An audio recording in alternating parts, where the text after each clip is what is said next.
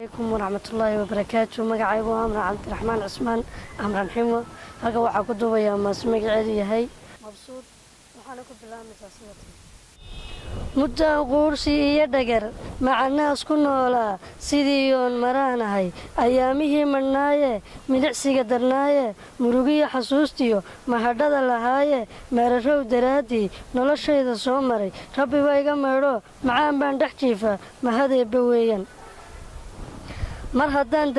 haddaan ladnaado muruqaygii maalo magacaygii soo baxay ka dhex mudhay asaagay midigtaydu furan tahay madashii habboonayd midhahan ku beertiyo macaashkaygii yimi mawlihii uumow mahaddaadi weeyo mar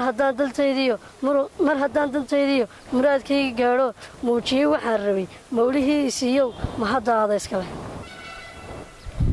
mabsuud baan u seexdaa malab baan gacmaha daray mawlihii isiiyow mahaddaada iskale inaan duul miciisado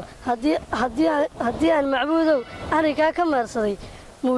muujiyey wax soo saar muxibbana ku meel maray mawlihii isiiyow mahaddaada iskale